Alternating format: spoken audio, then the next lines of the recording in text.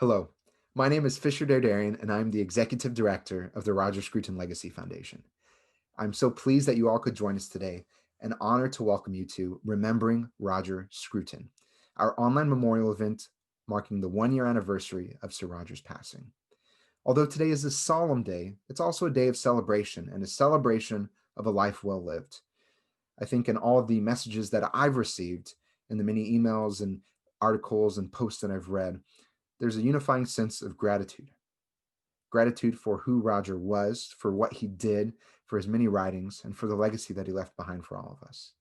Indeed, the sense of gratitude is what led me to approach him 3 years ago when we started conversations about this crazy idea I had to create an organization dedicated to furthering Roger's philosophy.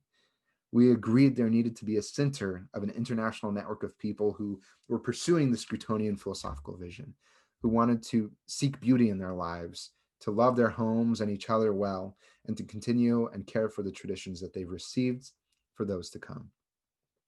I think we have a real special treat for you today as well. This is a wonderful event, and I'm so very excited to be involved with it, to have played a part in organizing it, and to welcome all the speakers and you today for this memorial in which we honor and remember our friend, Sir Roger. With that, I'm happy to introduce and honored to introduce Mark Dooley. Mark is a philosopher in his own right, as well as an author and journalist, and he has the great pleasure of serving as Sir Roger's executor of his literary estate. Mark. Thank you very much, Fisher, and good evening to everybody present, all 460 of you at current total, I see. I will only be on for a few minutes to give a short reflection on Roger and my association with him before handing over to the first session on Eastern Europe. Roger Scruton died as he had lived, with dignity and courage. He was one of my closest friends, a man about whom I had written 3 books, and yet, when I stayed with him shortly before he died, he showed me something that even I could never have anticipated. I saw a man racked with pain, but one who refused to let it rob him of his humor, his smile, his charm, his candor. And as in everything he did throughout an extraordinary life, he took on death with that same fortitude and grace that made him an object of love to so many of you and to so many around the world. We had great plans for a sequel to our book, Conversations with Roger Scruton. We planned YouTube interviews. We planned a documentary. We planned so much more. With calm authority, he rose above the discomfort of his predicament during those days and affirmed the future with faith. Those of us gathered here today, on this, the first anniversary of his death, are his future. This event and the foundation itself testify to the respect, the admiration, and the affection in which Roger was held around the world. And that is because he spoke to our times as someone who prophetically understood what needs to be done in order that we might live through them in peace, security, and prosperity. His message was one of love for home and for hunting, for beauty and wine, for freedom and music, for the sacred and the transcendental. Without those things, we scrape the human face from the surface of the world, leaving in its stead a moral, natural, and political wasteland. Keeping that vital message alive in the midst of such moral mayhem as we are currently witnessing is, I believe, the best way that we can carry forward his precious legacy. That, of course, is the purpose of this important event today, for which we owe a sincere debt to Fisher and his team at the Foundation. I was, alas, celebrating my birthday when I received a message from Izzy, his faithful personal assistant, that the man to whom I had dedicated over half my writing career had died. Much more, I had lost a dear friend whose final gesture towards me was a knowing, gentle smile. Dying on my birthday means he will always be with me as I contemplate the passing of the years and the triumph of survival. In death, as in life, he taught us to appreciate what we have while we still have it. We no longer have Roger, but he left us with all we need to proceed with the work at hand. And I invite you now to take a step in that direction as I ask Marion Smith to moderate the first session this evening on Scruton and Eastern Europe. Marion is the president and CEO of the congressionally authorized Victims of Communism Memorial Foundation. He is also chairman of the National Civic Arts Society in Washington, D.C., as well as the founding president of the Common Sense Society. When I did the interviews with Roger for our book, Conversations with Roger Scruton, one of the great chapters of that work was that on Eastern Europe and combating the communists. Nothing gave him more pleasure, as he told me, than seeing communism fall and seeing the communists wince at his presence, despite the discomfort that they caused him. And it was in this, as a man who, a philosopher, a thinker, who walked the talk, that he would be remembered most joyously by most people. He defeated the communists in his own way, in his own quiet and gentle way. And now, to discuss more of that in a way which is real and tangible to those people, I invite Marion to introduce the speakers. Thank you.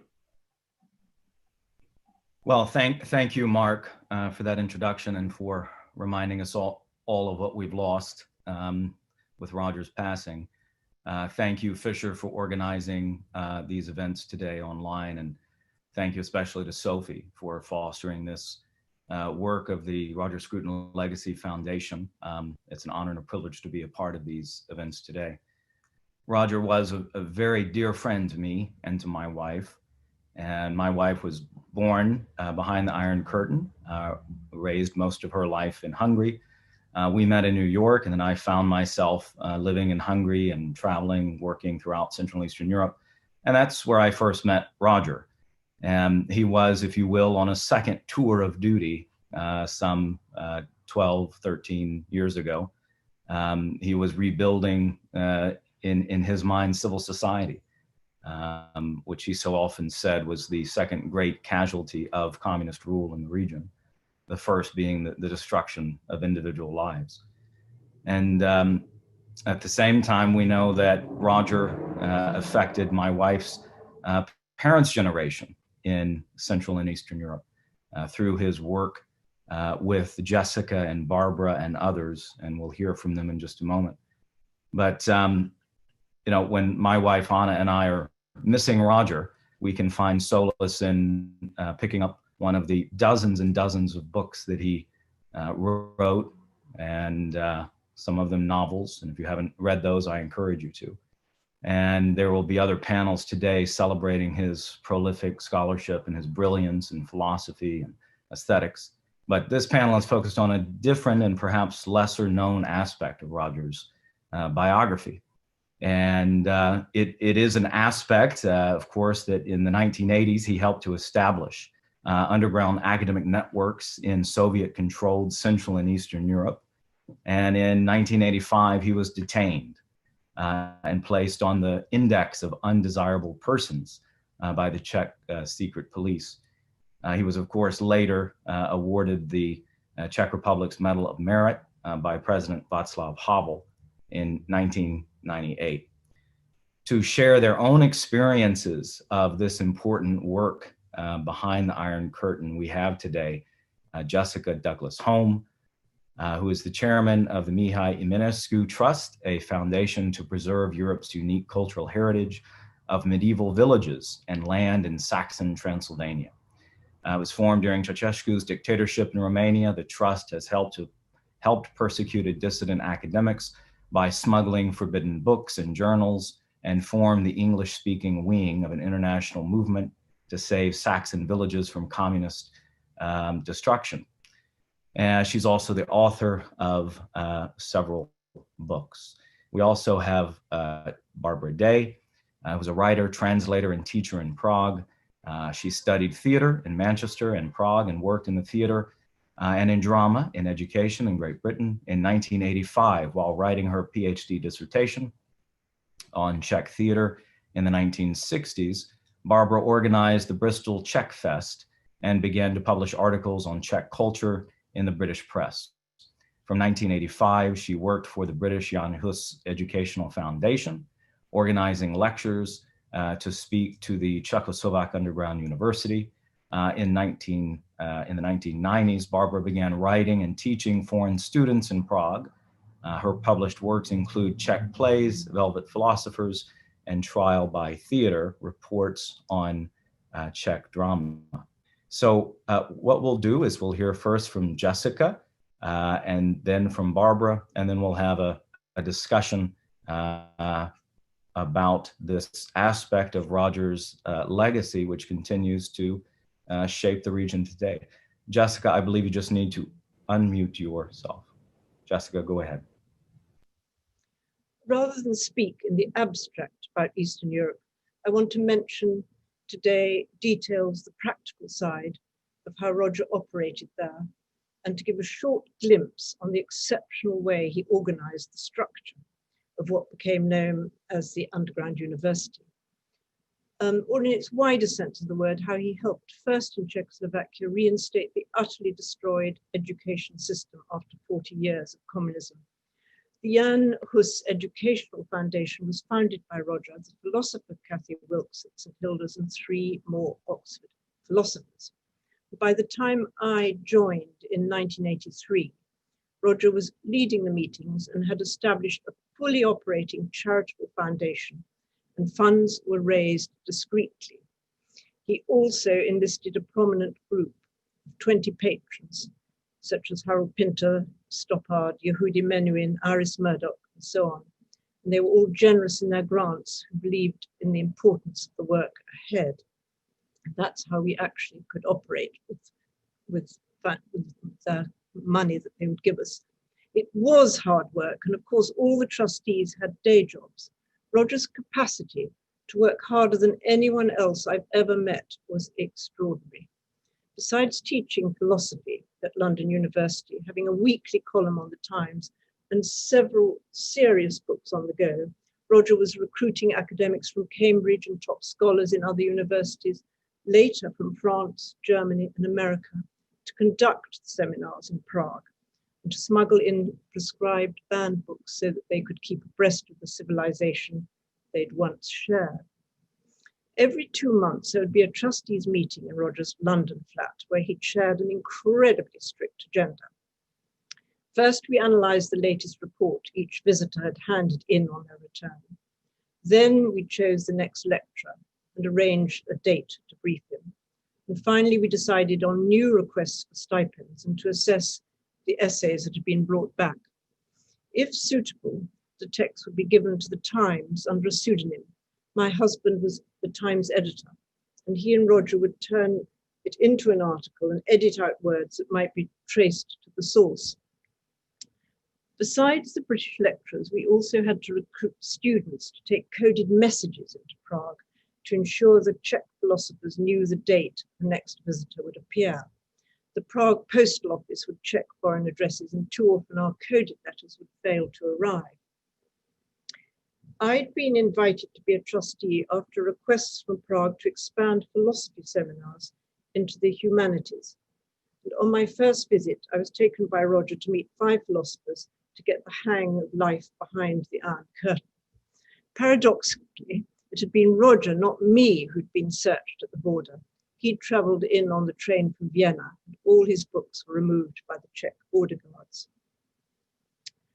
To a small degree, Roger had already briefed me in London how to deal with arrival at Prague airport, how to behave if I was arrested, what to do if the books were discovered in my luggage, but not much else.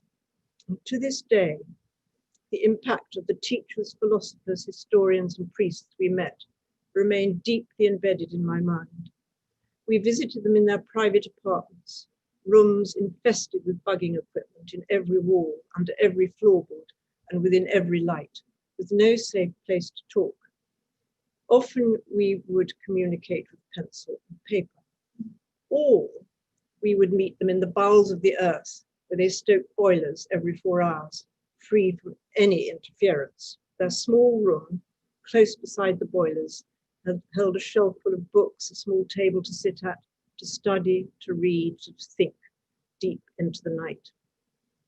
The philosophers such as Hadanik, Radim Palush, Pavel Bratinka, Petr Pitat, all had been evicted from their academic or university positions, and they had frequently been imprisoned. So our routine with them was never small talk. We were there to give the books they needed, books were denied access to, and to hand over the cash for requested grants for printing their samizdat, and to plan with them future seminars.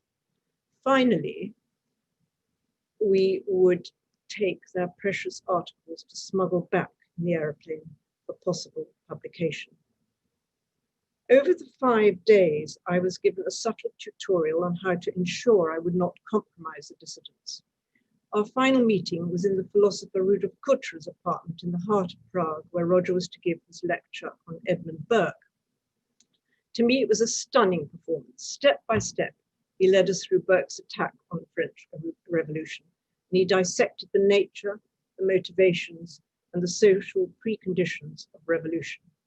His technique, periodically shocking his listeners with an unexpected quotation, with some revolutionary thought of his own, while at the same time distilling an argument to its core, stripping it of his jargon, was devastatingly effective. The lecture was helped by Alena Hromadkova, with a beautifully crafted translation, and the meeting continued well until past midnight. Alena left the seminar with us to walk us back to the hotel. She had news to tell us, or was it a charming order? She'd arranged for 2 new contacts for us in Brno in southern Moravia, way out of well over 100 miles from Prague. And we would work with Jerzy Müller, the mastermind of the Moravian underground, on a new program connected to the arts. And then we would meet Peter Ossersley, the famous director of Theatre on a String. Yes, the town had been given top prize for the best policed city in the Soviet bloc. Bugging had been installed in restaurants, theatres, galleries, shops, private homes and cars, and word had it in the streets. But we would be looked after. I must stop here, but suffice it to say that the lectures and seminars in Ossersley House, under a different, non-political structure, concentrating on the arts, would become one of the most exciting and effective of our achievements. They were attended by 18-year-olds upwards, all of whom were at university or held normal jobs. I was able to visit Brno for the next 4 years, but Roger was arrested that summer in '85. Ironically, he was talking with Jerzy Müller away from the bugging system in Müller's house in the park in Brno, the safest place to be. From then on, he was unable to enter Czechoslovakia. Nonetheless, Roger placed Brno high on the agenda at trustees' meetings. It was important as the Prague seminars, and he remained the controller behind the scenes, briefing every one of our art historians, artists, novelists, playwrights, and musicians, all who went to Brno.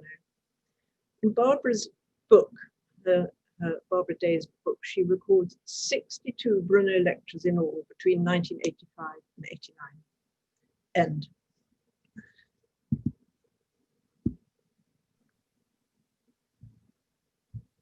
Thank you, Jessica. Now, Barbara, over to you. Thank you. It's a great honor to be asked to speak at this tribute, just as it was a great honor and a privilege to work for the Jan Hus Foundation and with Roger. And I can say that those were easily the most rewarding and exciting years of my working life. It was a joy to meet Roger and to go through the work with him, because he was just so focused, so efficient. He would sit on one side of the table with a pile of papers, and he would go through them, pass them over and say, what should we do with this one? And it was done. It was always the next action. And his great skill was in identifying the needs of the students in Czechoslovakia. One of the first things that happened in the trust was that Roger realized one of the things the students did not need were the police raiding the seminars. At the beginning, this happened quite regularly. The students would be taken off to the police station and put on detention for 48 hours. The lecturer would be expelled. And this, Roger realized, was very counterproductive. And that although openness in the seminars was one of the philosophies, because if you were doing nothing wrong, there was no reason why you shouldn't do it openly, he realized that secrecy had to be followed.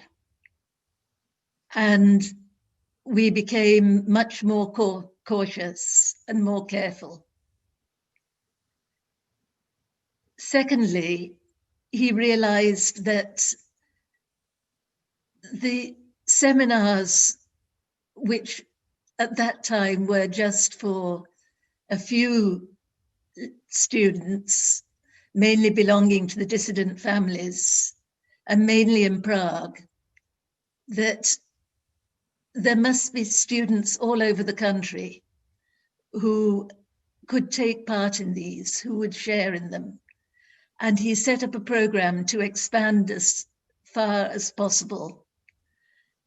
This was when we came to Brno, but also the aim was to go to Olomouc and Ostrava. And there was a seminar opened in Bratislava in Slovakia for just a few years, because when the foundation began in 1980, it was believed that the communism that was then in place would last for decades, that it was a very long time that we were going to have to work in this way. So the plans were long-term. And another long-term plan, which Roger saw, was that what would really defeat the education authorities, the communist education authorities, would be if their despised students who had not been allowed to attend university obtained international qualifications. And the first attempt at that was to find places for the students at British universities. And the first few students actually did come over and were accepted by Oxford University. But this process was abandoned when it was realized they would not be able to go back, that the students who had gained these international qualifications would not be able to return to their home country. And so Roger set about looking for distance learning programs. He talked to a number of universities which he felt should be willing to share their education with these students. And most of them refused. Most British universities did not want to disrupt their relationships with the communist universities. And so finally, one was found, a program in Cambridge the Cambridge diploma, where those people running it said, yes, we do want to do this. We do want to share this potential qualification with the students who have to study in the underground seminars. And the program was started up. Eventually, 6 students obtained either the diploma or the certificate. And there is now a plaque in the Cambridge University Faculty of Divinity, which was donated by one of the students to say thank you to those lecturers who had gone and spoken at the underground university.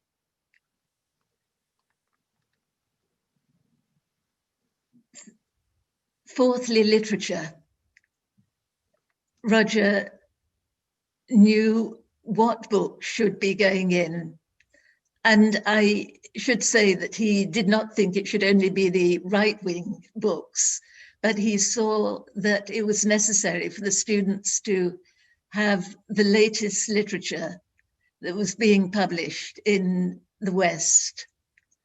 And in consultation with their teachers in the underground seminars, he made sure that those were sent in. But then they had to be translated and circulated as samizdat. So the next stage from the literature was technology. And I actually had in the email yesterday a research report written in the archive of the Moravian Museum, 34 closely written pages of the technological support that the Jan Hus Foundation provided. It began simply with audio cassettes to record the lectures so that they could reach more people. It went on to video players for a home cinema in Brno homes that would reach many more people than the seminar could reach, to computers and to printers, so that the end result was that the underground press was actually much better, much more technologically competent than the official press by the time the Velvet Revolution came. I should have to finish there. There are many more innovations that were made by the Jan Hus Foundation. But I just want to say that Roger is still revered here in this country, because I'm speaking from Prague. I think probably his last visit out of the United Kingdom was to the Czech Republic, where he received the silver medal of the Senate for all his work in the past. And I think one of his last public appearances was at the Patočka conference at London University at the end of last year. The end of the 2019. So he is very much remembered and loved in this country. Thank you. Thank you, Barbara. And of course, it's worth noting that Roger received highest awards from the Czech Republic, from Hungary, from Poland, and other countries in the region in recognition of his work during those late days of communism, when, of course, no one really knew it was the late day of communism. It might have gone on. But even then, Roger was intent on making sure that these underground seminars provided accreditation for the students and participants.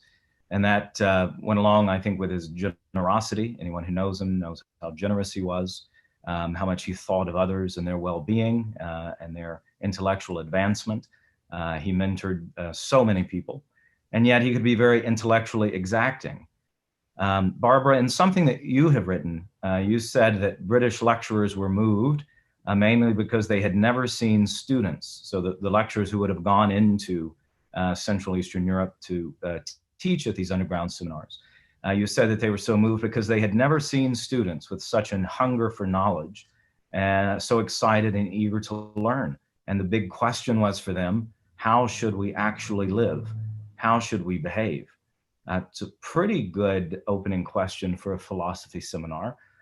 Could Barbara, you or Jessica talk about the caliber and the character of students and participants that you encountered in Czech Republic, Hungary, Slovakia, Poland, other countries, and then maybe a few anecdotes or stories about what some of those folks have gone on to do in the free and now democratic societies of the region. Barbara, you go for that one.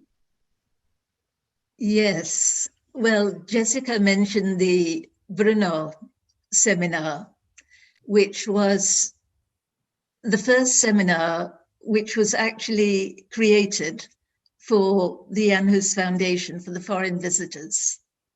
And all the students were handpicked.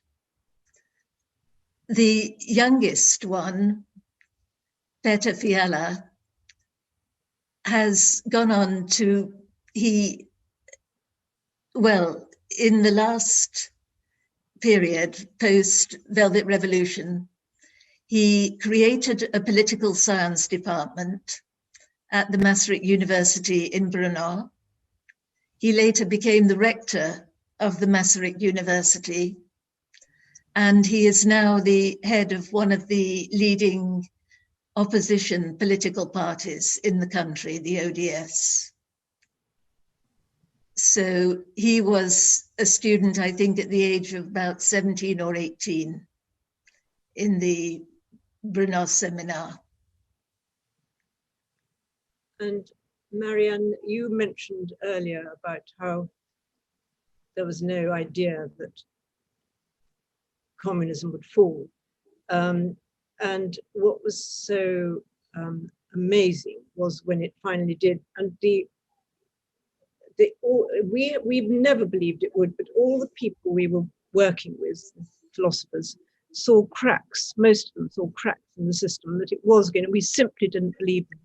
And so it was really exciting. And what I'd like to emphasize is virtually all the people who were students under Roger, all the people who went there, the other philosophers from Britain, virtually all of them were reinstated into incredibly top positions, including, of course, Václav Havel being the most noticeable one.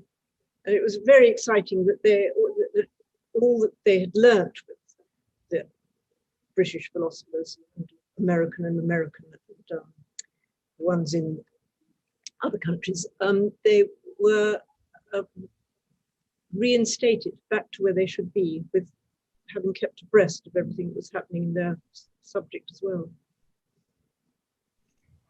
Perhaps I could just mention one more student who came to my mind, because he was one of the ones who came and took a degree at Oxford, right in the very early days. And he has recently finished a period of several years as chairman of the Advisory Council of Czech television. So they work in the media, in local government, in education, of course, politics.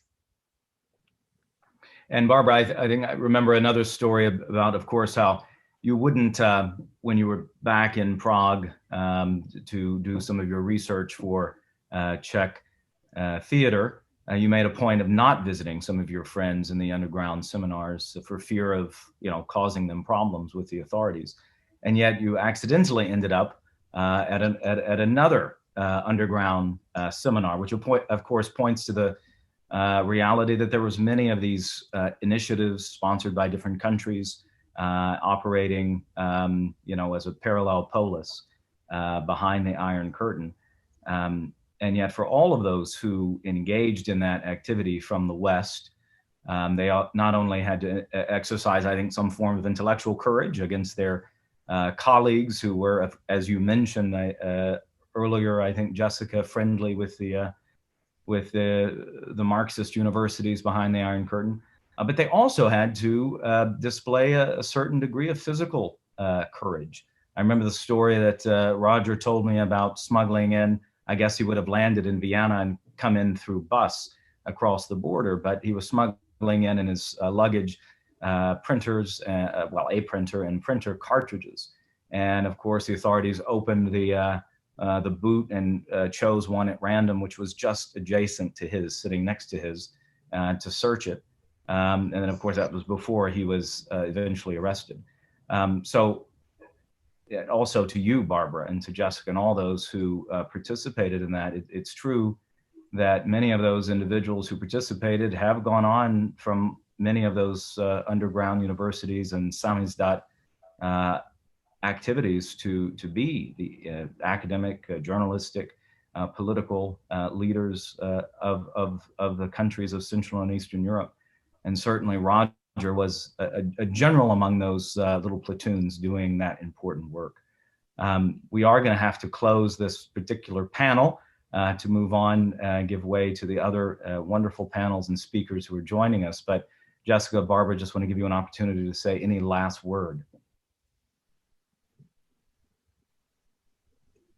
I just want to say how very sad it is that Roger is not still among us, because there is so much more that he could have done.